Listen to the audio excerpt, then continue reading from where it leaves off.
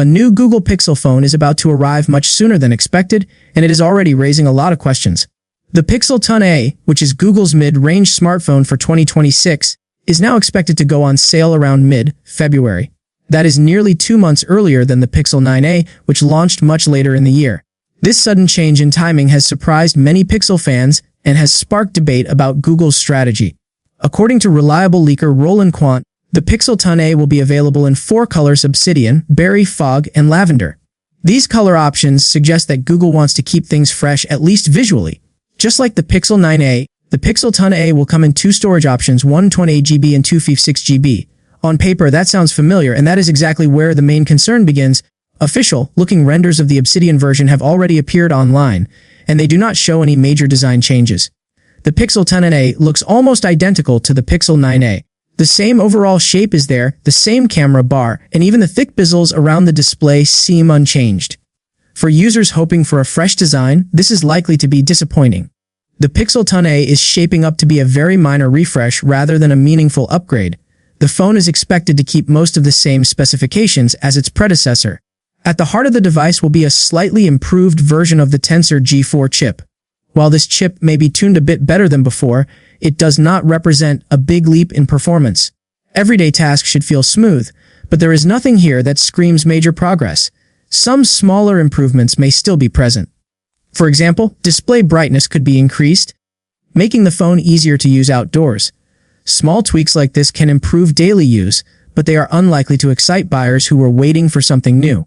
When a phone looks the same and performs almost the same, expectations naturally shift toward price. Interestingly, the new colors might end up being the most exciting part of the Pixel 10a.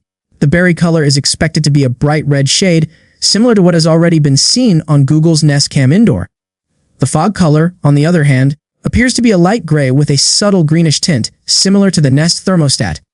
Lavender adds a softer, more playful option, while obsidian remains the safe, classic black choice. These color choices suggest that Google is trying to attract attention through style rather than hardware. For some users, a unique color is enough to stand out, especially in the mid-range market. However, for others, color alone is not enough reason to upgrade. The early release date also raises questions. Launching the Pixel 10a in mid-February puts it closer to flagship season rather than mid-year. This could be a strategic move. Pixel shipments reportedly grew by 25% in 2025, and Google may want to build on that momentum.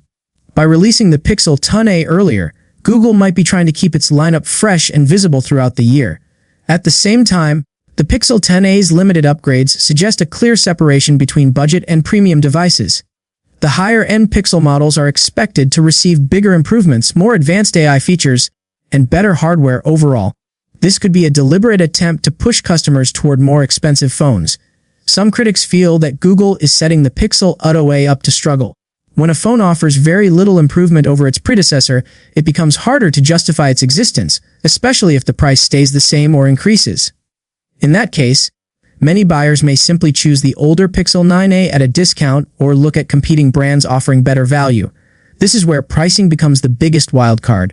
If Google decides to price the Pixel 10a aggressively, it could still be a strong option.